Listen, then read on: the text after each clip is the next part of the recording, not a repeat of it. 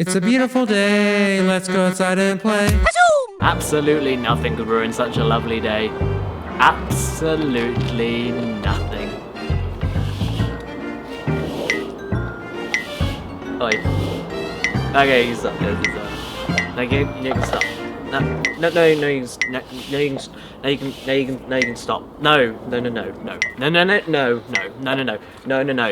you can stop. No, you can just stop. You can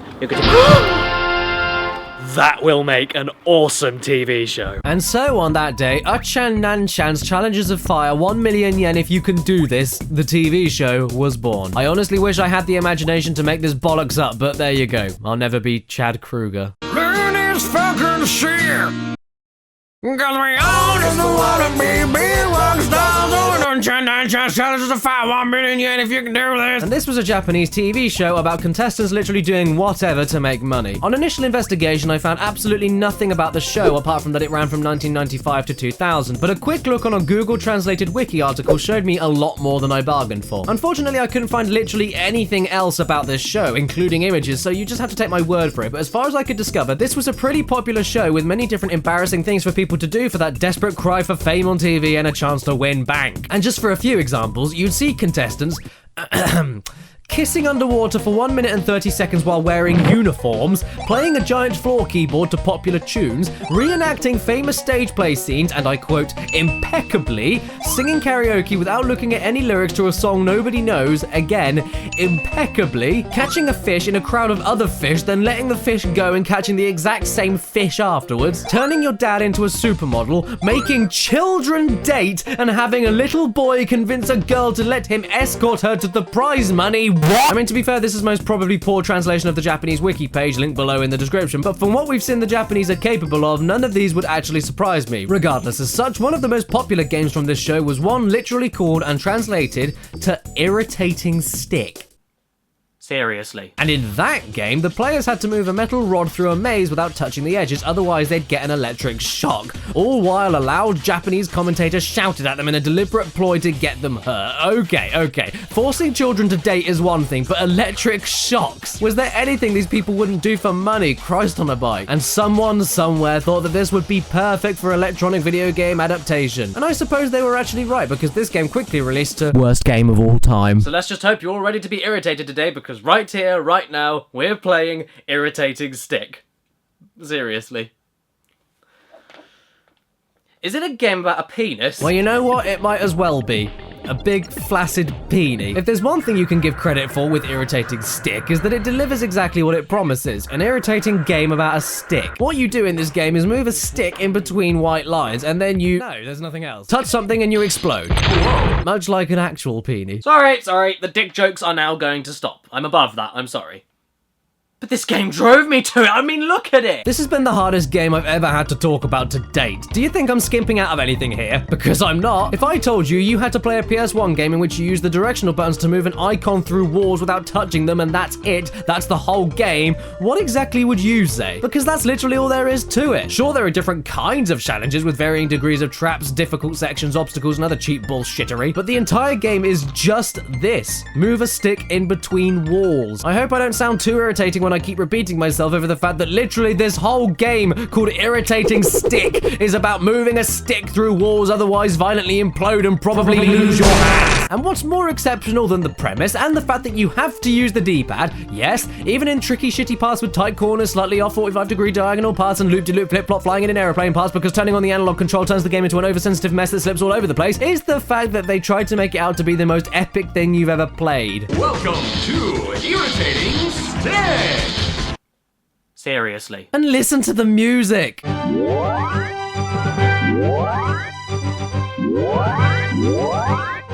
And my god, this announcer, he repeats the same shit to throw you off, shouts absolutely everything at you, and does his best to make the blandest of situations interesting, to be fair, but my god, shut up! Here come the 3 windmills. Here come the 3 windmills. Here come the 3 windmills. Here come the 3 windmills. Here come the 3 windmills. Watch out! You're too close to the edge! Yes, I know I'm too close to the edge. When am I never too close to the edge? That's the whole point of this game, god! And doesn't this intro demo immediately sell you to this game?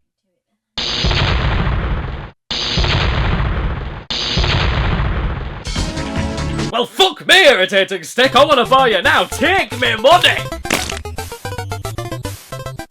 And also, for being extra special, you can take this little 10p, you little scamp. But don't tell Mummy.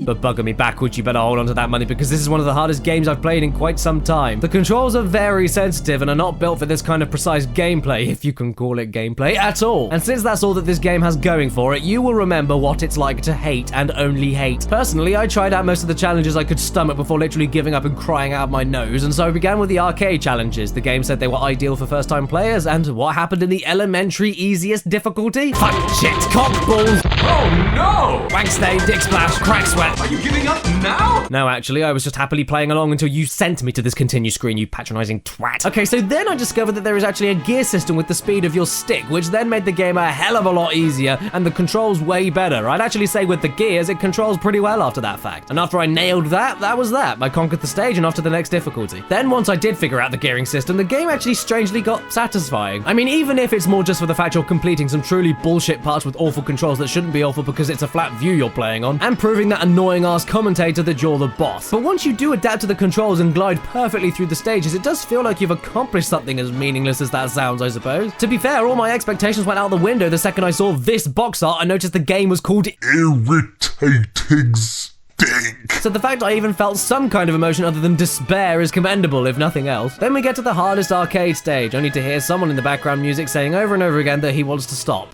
And you don't stop. And you don't stop. You proceed. Poor bastard doesn't want any part of this either, but much like him being doomed to say the same thing over and over again with no one heeding his call, I'm doomed to move a stick in between walls and nothing else. I suppose it's not visually awful though, not interesting at all, but at least pleasant to look at, makes the whole thing a lot less painful to slug through. And you don't stop. Don't we all, man? Don't we all? Oh god, danger? What in the name of all that's holy could be in there?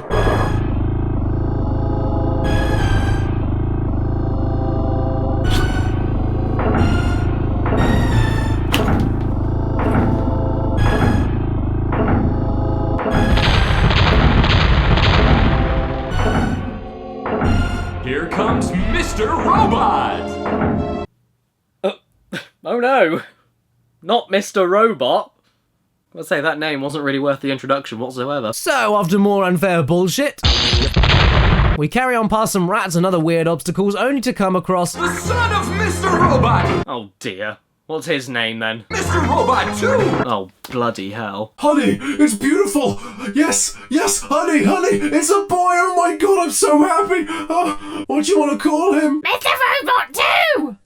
But baby, you can't do that. I'm Mr. Robot. But sequels are always better than the originals! Shut it, Mr. Robot 2!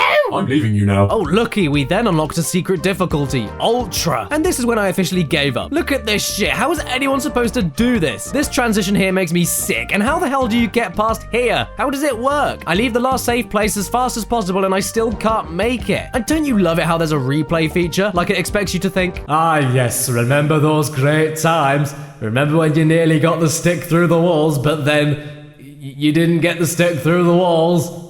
Let's watch it back in slow motion.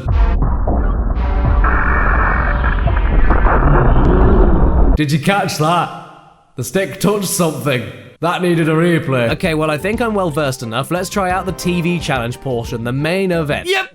No, I'm done now. This is so unfair that even after countless retries and practice, and after an admittedly flawless run, the game still demanded me to hurry up, fuckface. And I still somehow didn't have enough time to reach the first checkpoint. My god, this is irritating. Okay, well, I need some kind of satisfaction or closure from this train wreck. I want to feel good at least once in this sodding game. So let's create our own stage. And I must be honest, this isn't too bad of a feature. You can go batshit insane with all the choices of obstacles and paths you can string together.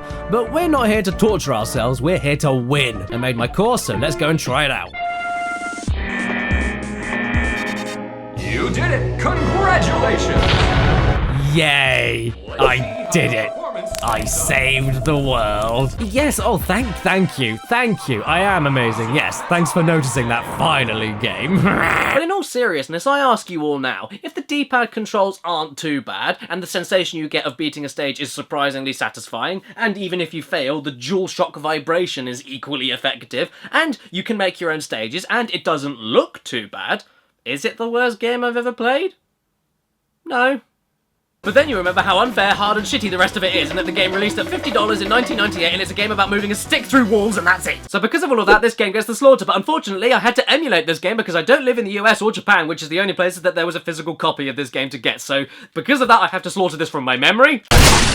Ow. If it's your birthday today or watching this video, happy frickin' birthday to you. Please remember to stay beautiful. And now I am suitably irritated and absolutely nothing can happen to me today to make me feel any better about the situation. Thanks so much for watching this video today, everybody, and before I go and show you the outtakes for today's video, so if you want to see more fucking up from myself, please stay tuned, I have a question for you all today. Do you like Star Wars?